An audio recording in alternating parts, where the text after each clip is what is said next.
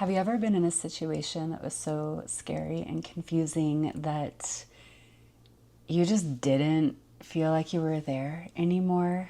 Like you were beside yourself, but not in yourself. Maybe you felt paralyzed and numbed out because there was too much going on and it was too confusing and incredibly uncomfortable.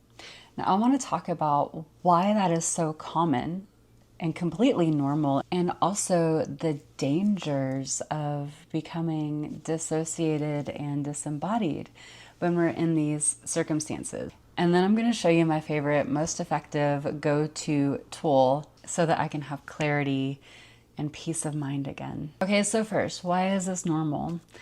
Well, it is natural. It's a natural defense mechanism for us to dissociate when there is a large imminent threat. Now, in relational dynamics, where there has been a long-term repeated experience of toxicity, specifically we're talking about, psychological or emotional abuse. After a while, when this has been going on, we're more likely to go into a freeze response. Commonly in the beginning when this happens, you might have gone into fight, given them a little bit of pushback. But usually what happens in these particular dynamics is that, this person's been very loving to you. They have mirrored a lot of trust for you. You've developed a rapport and you've begun to trust them. And so when this flip happens, when they start being more mean and subtly abusive at first, it's a shock to our system and we don't quite know what we're looking at. There's a sense of denial. It's very confusing. Most of these dynamics, there's a hot and cold thing that happens. That's what forms that trauma bond. And when the flip from warmth to cold happens, it can sometimes happen instantaneously and come out of nowhere. And it can leave us in a state of shock. And the normal response to being in shock is to numb out and dissociate a little bit, right? It's our body's way of softening impact so that it doesn't hurt so much. And its role is to subdue overwhelm. So we can kind of go into this numbed out but almost zen-like state where things feel in slow motion.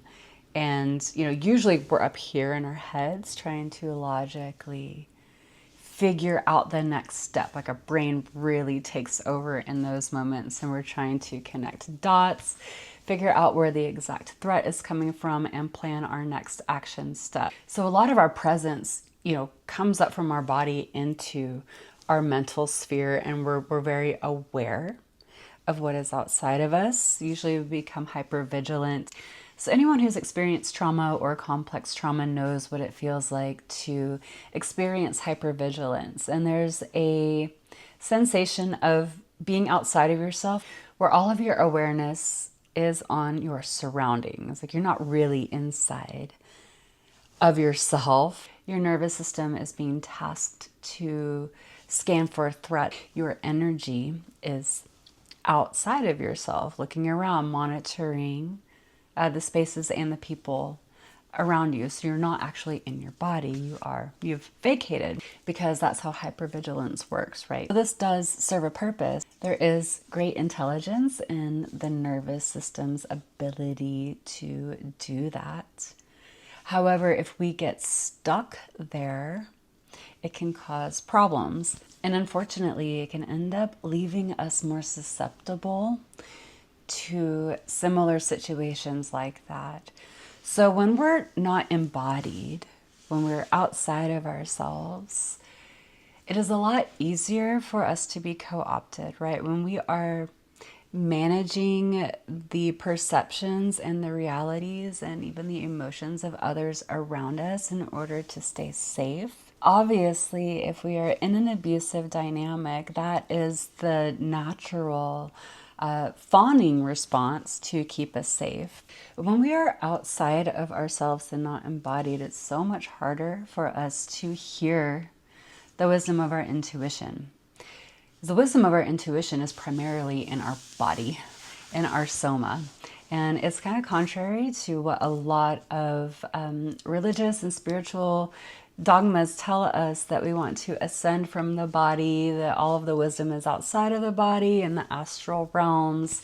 And I think this is very dangerous because the more we leave the body, the less we are inhabiting our body, and the easier it is to become overwhelmed, the easier it is to be manipulated.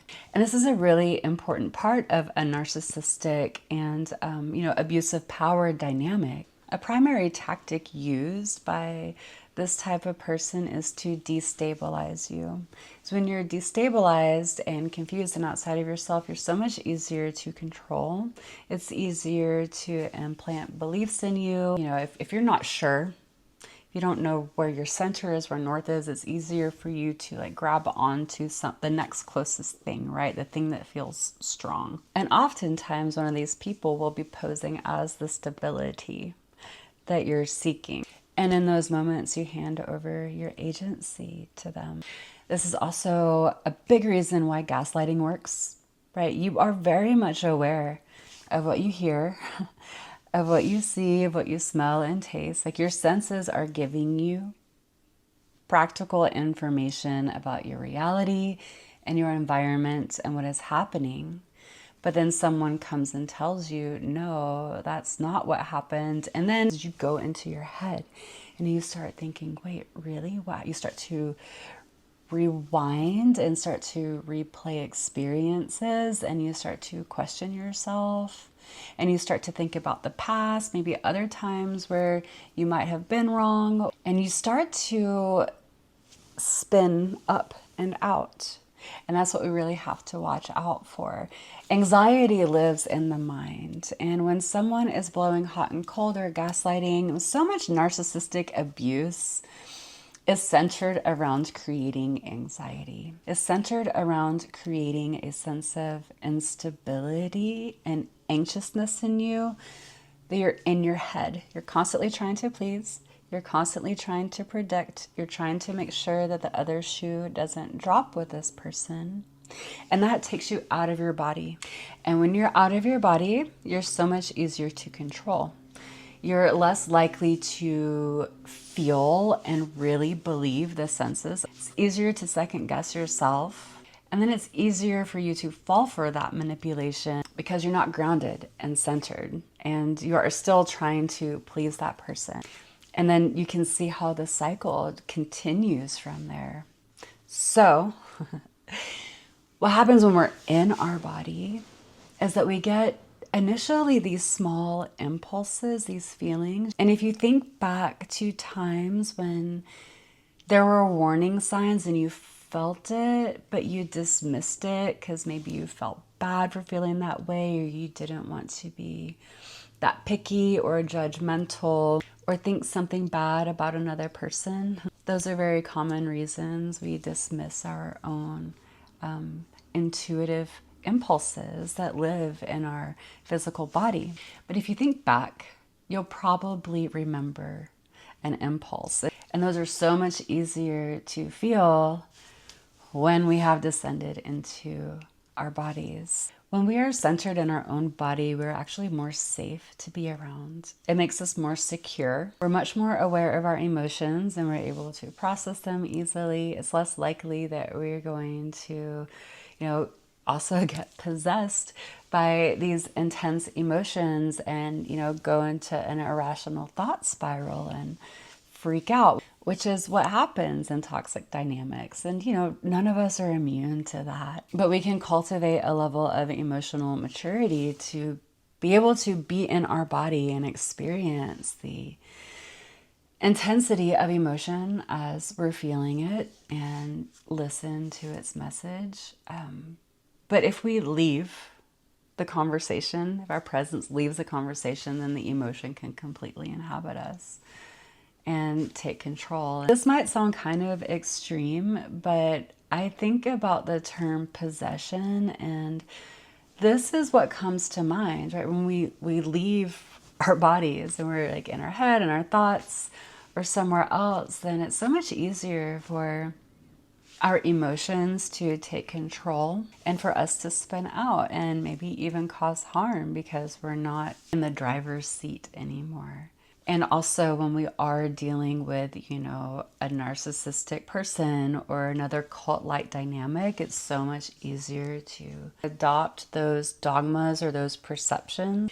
One of the hardest things that survivors experience is the internalization of the narcissist's voice. So we take on all of these really harmful and quite ugly beliefs about ourselves, like that person has told us to believe. Now, when we're really in ourselves and comfortable in ourselves, someone can say one of those things to us and it's just going to bounce right off because we know better. But when we are existing externally, especially in order to, you know, seek validation or seek belonging, which is also a natural primal human need. But if that need falls out of balance with our own ability to self-resource, then we can get into trouble. So in a lot of ways, what I think happens is that we do actually get possessed by a narcissistic person or by a narcissistic group of people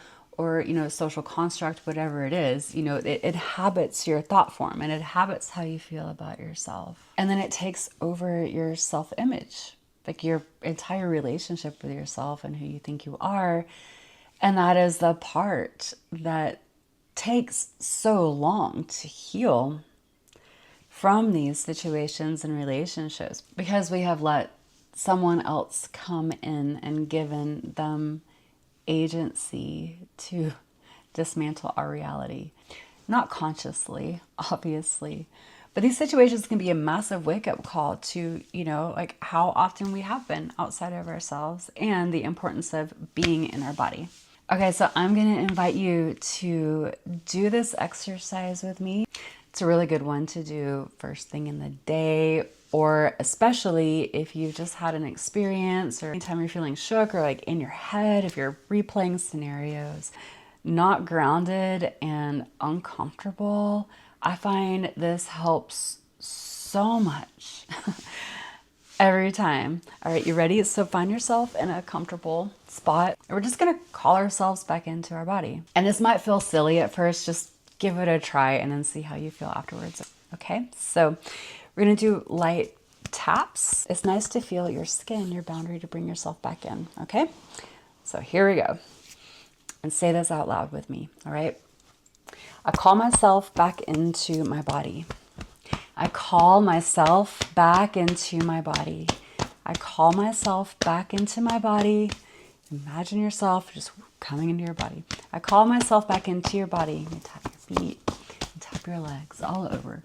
Call myself back into my body. I summon my energy and my power back into my body. I summon my presence back into my body. I call myself back into my body.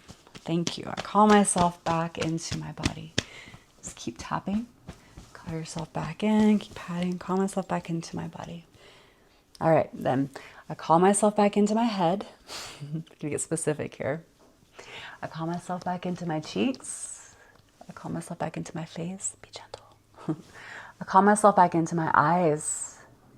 I call myself back into my ears. I call myself back into my mouth. I call myself back into my tongue. I call myself back into my teeth. I call myself back into my nose. I call myself back into my throat. I call myself back into my chest. I call myself back into my ribs. I call myself back into my breasts if you have those. Okay, I call myself back into my shoulders. I call myself back into my arms, into my elbows, and in my forearms. I call myself back into my hands and into my fingers. I call myself back into my back, the back of my neck. I call myself back into my hips. I call myself back into my butt. I call myself back into my thighs. I call myself back into my knees. I call myself back into my lower legs, into my ankles, into my feet. I call myself back into my toes. Squishy toes. I call call myself back into my belly. Be gentle here. You can like let your belly relax and hold it if you want to. Rub it around. Call myself back into my belly. Okay, now we're gonna go organs. I call myself back into my heart. I call myself back into my lungs. I call myself back into my liver. I call myself back into my spleen. I call myself back into my kidneys. I call myself back into my stomach. I call myself back into my intestines. I call myself back into my womb. I call myself back into my genitals. I call myself back into my brain. I call myself back into my brain. I call myself back into my spinal column. I call myself back into all of my nerves. I call myself back into my blood. I summon and call in my life force back into my blood. Thank you. All of my energy, all of my presence back into my blood. Thank you. I call my energy back into all of my muscles. I call myself back into my tissues. I call myself back into my body. I call myself back into my bones. We're going to anchor here. Call myself back into my bones. And you can like do one final sweep of like tapping or squeezing from your toes up, whatever feels good. Feel your bones. You can tap your knees. I call myself back into my bones. Call myself back into the marrow of my bones. Call myself back into my pelvis, my leg bones. I call myself back into my spine. I call myself into each vertebrae, into my shoulder blades. I call myself into my clavicles, into my sternum. I call myself back into my ribs. I call myself back into my upper arms, into my elbows, into my forearms, and all of my hand bones. I call myself back into my skull and into my jaw, deep into the marrow. I call myself home into my body. I call my presence back into my body. I call myself back into my body. Thank you. All right, just take a moment and close your eyes, or not. See how you feel.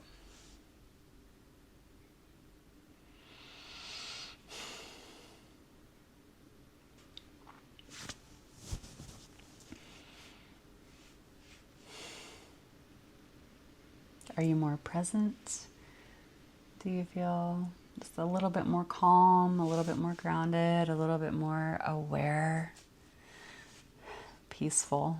This can also be a really awesome thing to do like after, if you've watched a movie or if you've been scrolling social media and you feel upset or just unable to focus. If you're unable to focus at all, do a little round of this, and it doesn't even have to be the whole thing. You can just call yourself back into your body and tap yourself wherever feels good. Do it as long as you need, and then see how you feel afterwards. It always brings me great clarity. Sometimes I do forget to do this. When I do remember to bust out this tool, it's such a game changer for me. So I want to offer that to you. The more you can call yourself home into your body, the easier it is to do what's best for you. And the easier it is to hear what you really need and to feel what feels right and what doesn't. And a good and healthy relationship is going to encourage this. It's going to encourage you to be in your body and to trust your senses. And any person or system that undermines or discourages you from being embodied and feeling what you're experiencing physically is suspicious and might not have your best interest in mind. So I recommend trying this, for a week or two, see if it makes a baseline difference. And yeah, I'm curious to know if you try this and then want to come back and put your experience in the comments. I'd love to hear about it. And if this felt good to you and you would like more guidance and support and information, I am opening up a 13-week container on June 2nd. It's called Heartbreak Alchemist, and it's all about helping you get into a stable and clear and trusting place with yourself after heartbreak, and also after any sort of narcissistic abuse or betrayal trauma. I also have spots available for one-on-one support, and those links are in the video description. All right, I hope this was really juicy for you, and I'll see you on the next one.